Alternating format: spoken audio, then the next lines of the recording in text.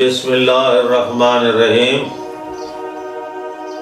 نحمدہ ونصلی ونسلم علی رسولہ الکریم اما بعد۔ آج 10 رمضان المبارک ہے اور مثنوی مولانا روم کا یہ درس مرکز اہل سنت جامعہ اکبریہ میاں والی سے پیش کیا جا رہا ہے۔ مولانا روم کی مثنوی ایک تخیلات کا سمندر ہے،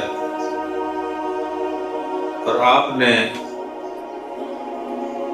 جس طرح واقعات کو تسلسل کے ساتھ بیان کیا، اگر وہ اسی طرح بیان کیے جائیں تو اس کے لیے بہت بڑا عرصہ درکار ہے۔ وقت کی تنگی اور مخلوق خدا کی دلچسپی کو دیکھ کر میں کوشش کر رہا ہوں کہ وہ چیزہ درس جس میں انسانیت کے لیے اسباب موجود ہے وہی بیان کیا جائے۔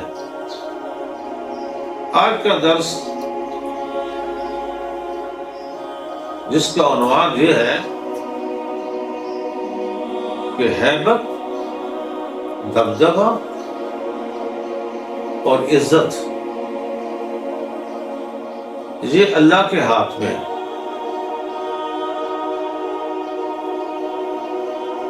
نہ ہیبت کا تعلق پروٹوکول سے ہے، نہ دبدبے کا تعلق ظلم و بربریت سے ہے، اور نہ ہی اللہ کے جو نبی کے غلام ہیں ان کی ہیبت اور دبدبہ نبی کی اتباع کی وجہ سے ہے۔ اس میں ایک واقعہ پیش کرتے ہیں کہ حضرت عمر کا جب 4 بانگ عالم چرچا ہوا تو قیصر روم جیسے طاقتور بادشاہ اور شام کے محلات کے مالک بڑے بڑے دبدبے والے بادشاہ اپنی جگہ پہ حضرت عمر سے خائف ہو گئے، تو انہوں نے سب سے پہلے حضرت عمر کے حالات کو معلوم کرنے کے لیے ایک جاسوسی کا نیٹ ورک قائم کیا۔ جاسوس بھیجے کہ پتہ کرو وہ کون سا عمر ہے جس نے پوری زمین پہ ایک زلزلہ طاری کر دیا ہے، اور جس کا نام بچے بچے کی زبان پر جاری ہے، اور وہ اس کے دبدبے اور خوف سے کانپ رہا ہے۔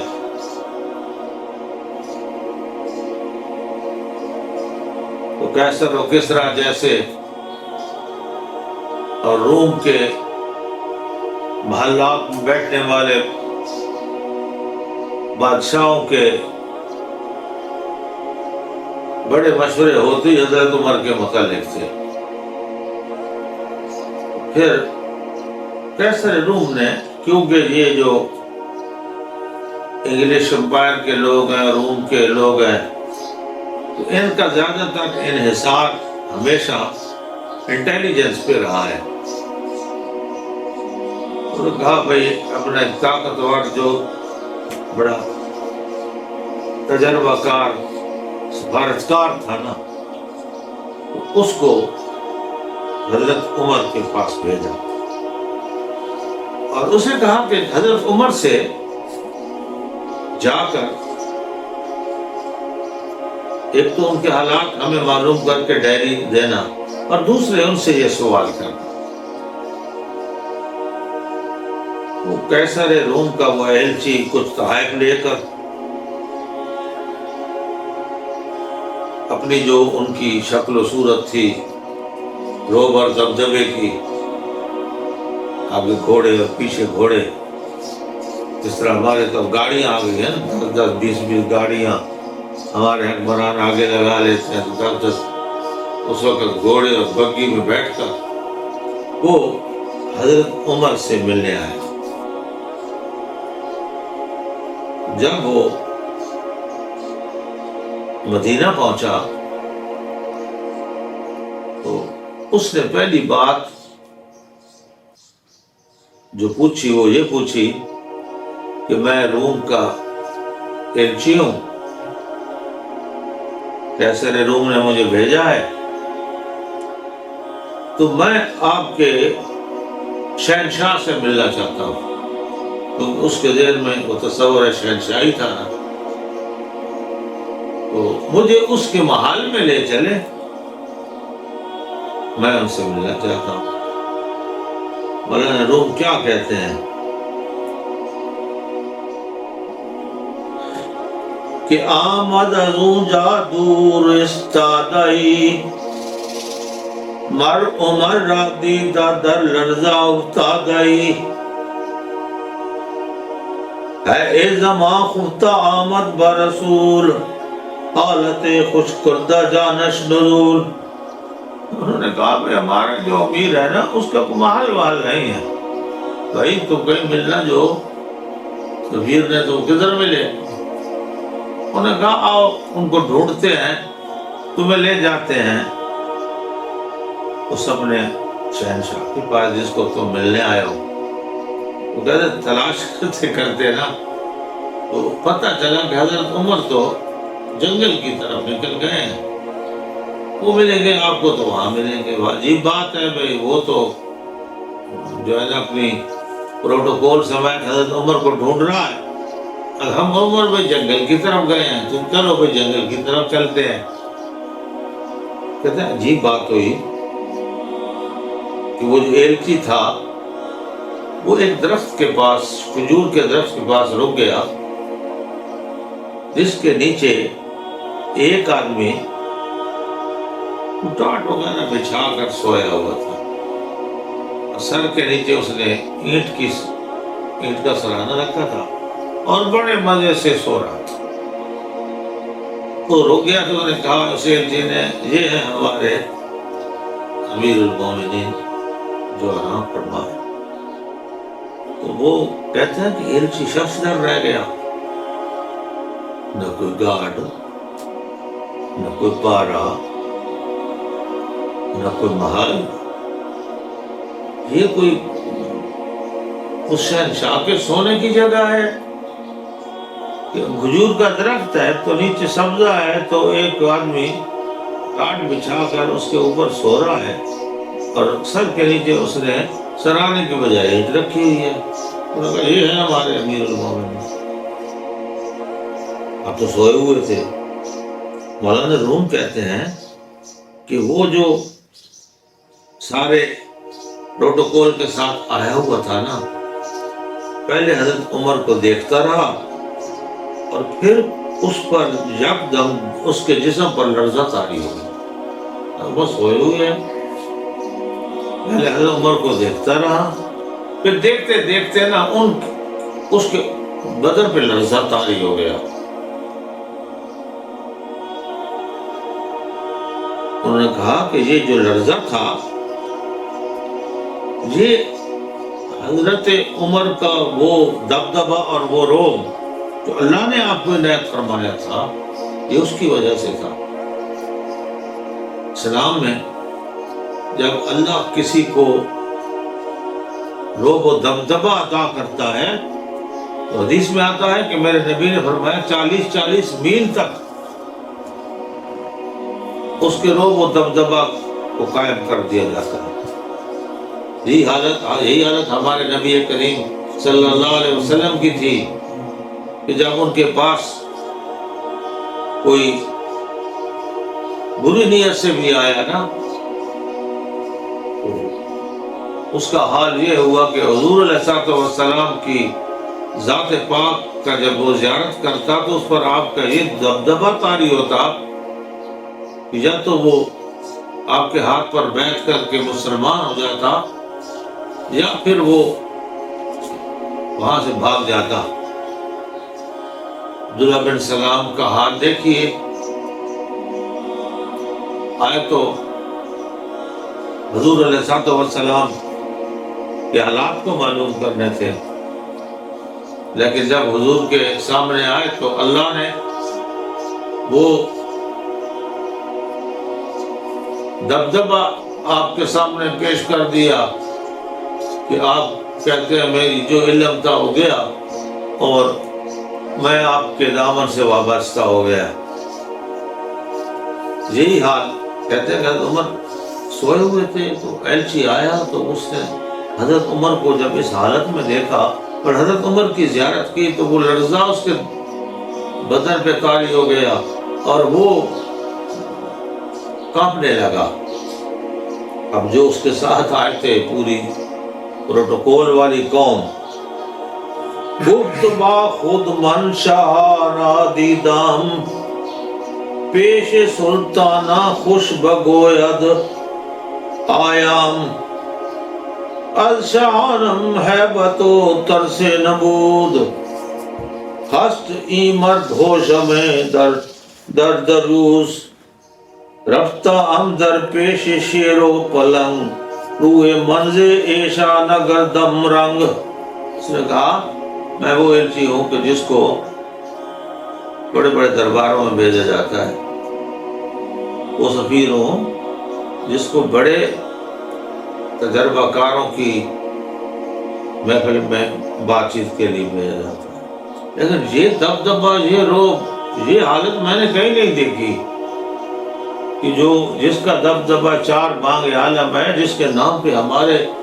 جو ہے شہنشاہ محلوں میں کانپ رہے ہیں، اور ان کے ہیبت کا عالم یہ ہے کہ انہوں نے مجھے جیسے جاسوس کو چن کر بھیجا ہے، تو اس عمر کا مقام میں نے دیکھا کہ وہ کھجور کے درخت کے نیچے آرام فرما ہے، نہ کوئی پارا، نہ کوئی پروٹوکول، نہ کوئی وہاں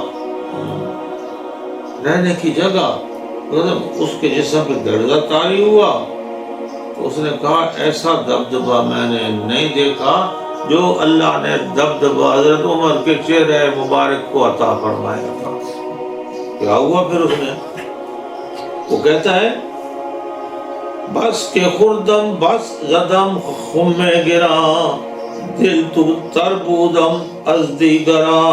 وہ فرماتے ہیں بس میں نے تو فیصلہ کر لیا، میں نے تو فیصلہ کر لیا کہ ایسے انسان کے ساتھ ہمارا ٹکرانا یا ہمارا مقابلہ کرنا ممکن نہیں ہے۔ بے صلاحی مرد خفتہ بر زمین بن بہفتہ اندرم ازا چیستے۔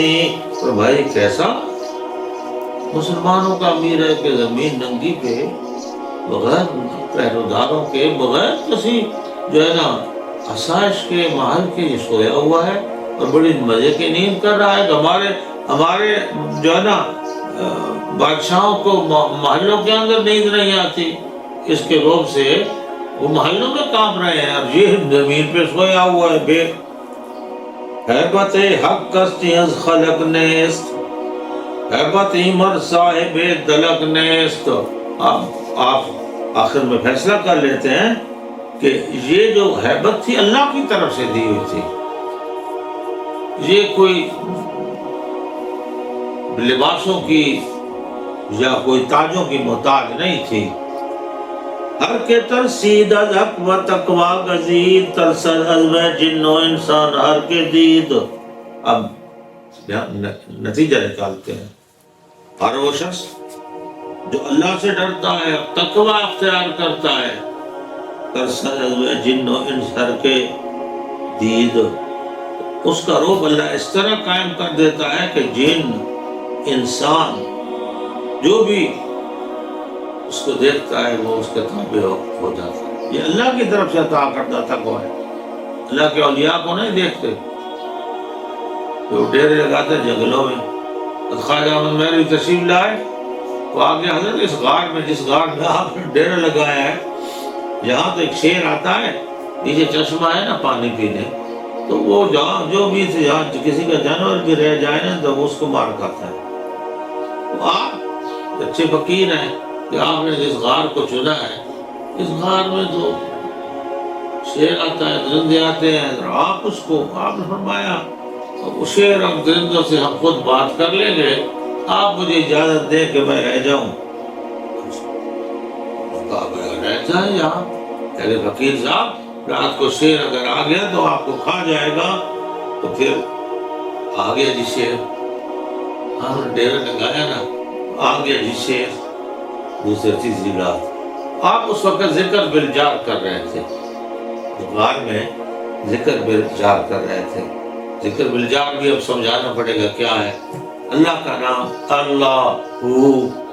اللہ ہو, آپ آنکھیں بند کر کے نا روزانہ بیٹھ کر ذکر بالجار فرما رہے تھے. شیر آیا غار کے دہانے پہ بیٹھ گیا, غار کے دہانے پہ بیٹھ گیا, اور جس طرح آپ بلند آواز سے اللہ ہو فرماتے تھے نا, شیر بھی اسی طرح گراتا تھا. شیر بھی گویا کہ گردن اوپر کر کے گراتا تھا, نیچے پھر ڈال کے گراتا تھا. تو شیر بھی آپ کے ساتھ اللہ ہو کی ورد میں شریک ہو گیا. تو وہ تو عجیب ماجرا ہوا. لوگ تو گئے کہ صبح فقیر کی لاش کو دفنائیں, دیکھا تو فقیر تو مزے سے بیٹھا ہے اور شیر تو زانو ہو کے سامنے بیٹھا ہے, اور فقیر اللہ ہو کیا جا رہا ہے, شیر بھی اللہ ہو کیا جا رہا ہے. جس کو اللہ روب دیتا ہے نا تو وہ روب اس کی ذات کا نہیں ہوتا, اس روب اللہ کا ہوتا ہے, سمجھے نا. اور وہ اللہ کا جو روب ہوتا ہے العزت للہ وللرسول, وہ اللہ کی عزت ہوتی ہے, اللہ کے رسول کی دی ہوئی عزت ہوتی ہے کہ ساری مخلوقات اس کے تابع ہو جاتی ہے.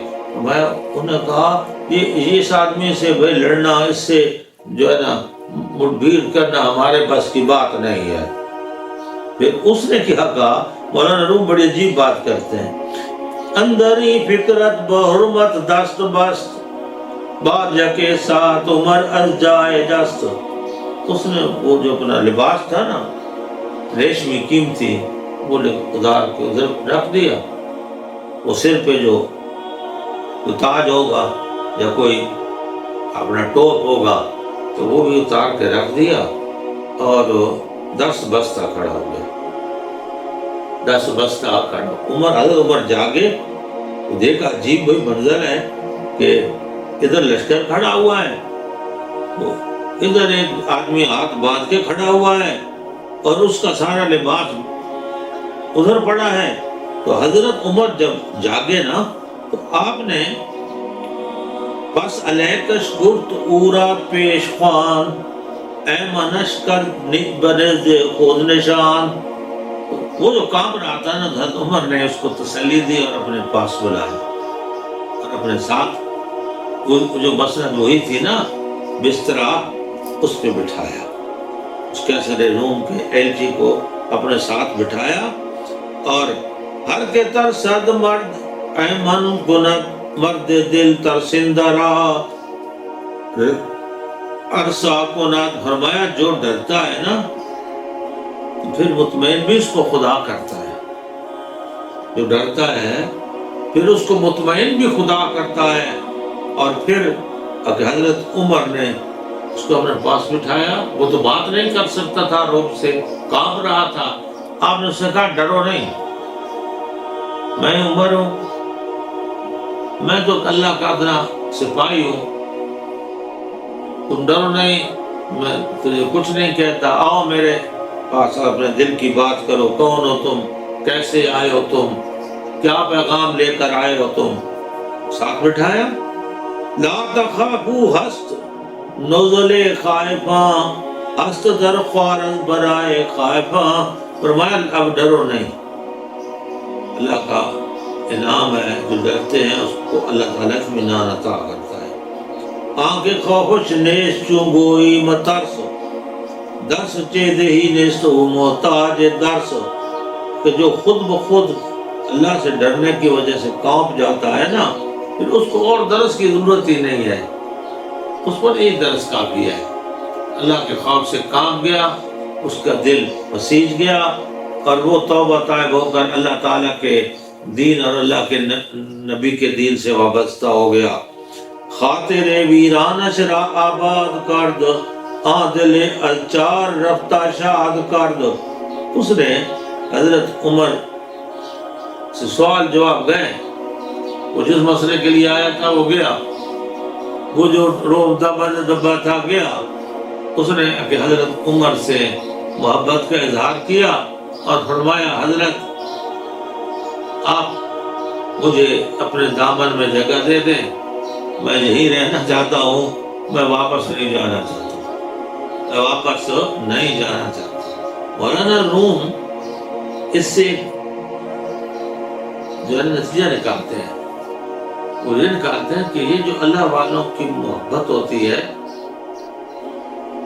یہ اللہ کی عطا کردہ محبتوں سے محبت ہوتی ہے، اور یہ جو ان کا روب ہوتا ہے یہ اللہ کا عطا کردہ روب ہوتا ہے۔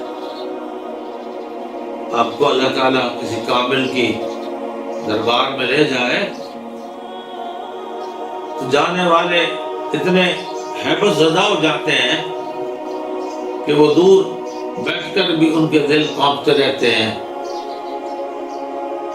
دور بیٹھ کر بھی، حالانکہ وہ سراپا رحمت ہوتے ہیں، سراپا شفقت ہوتے ہیں، سراپا مہربانی ہوتے ہیں، لیکن جو روب اللہ تعالیٰ عطا کرتا ہے نا، وہ روب اتنا ہوتا ہے کہ جو ہے نا، حضور علیہ الصلوۃ والسلام کی محفل کا تذکرہ حدیثوں میں آتا ہے، صحابہ جب حضور کے سامنے بیٹھتے تھے یوں معلوم ہوتا تھا کہ ان کے سر پہ پرندے بیٹھے ہوئے ہیں، سر جھکا کے سراپا عجز و نیاز۔ اور اللہ کے ولیوں کی شان میں بھی یہی ہے، حضرت غوث اعظم، غوث سمدانی، قطب ربانی، شہباز لا مکانی، سیدنا شیخ عبد القادر جیلانی رضی اللہ تعالیٰ عنہ کا مجمع ہزاروں میں ہوتا تھا، سینکڑوں میں نہیں، ہزاروں میں، 40 ہزار تک کا مجمع ہوتا تھا۔ لیکن جب غوث اعظم رضی اللہ تعالیٰ عنہ اسٹیج پر جلوہ گر ہوتے تھے نا، ایسے سناٹا چھا جاتا تھا جیسے بالکل کوئی سانس بھی نہیں لے رہا۔ یہی حال اللہ کے ولیوں کا ہے۔ آپ حضرت پیر سیدنا پیر علی شاہ صاحب کا آخری وقت کا مطالعہ کریں، آپ دادا جان رحمۃ اللہ علیہ کے وقت کا مطالعہ کریں کہ وہ تو استغراق میں تھے، بولتے بھی نہیں تھے، وہ وقت آنے سے پہلے استغراق میں چلے گئے، لیکن ان کے روب کا عالم یہ ہوتا تھا کہ آنے والے بیٹھے ہیں سینکڑوں کی تعداد میں ہاتھ باندھ کر، سانس بھی زیادہ زور سے نہیں لیتے کہیں گستاخی نہ ہو جائے۔ تو ہمیں یہ روب اللہ دیتا ہے، یہ روب اللہ دیتا ہے، جس کو اللہ روب دے پھر وہی دنیا کا بادشاہ ہوتا ہے۔ وآخر دعوانا ان الحمدللہ رب العالمین۔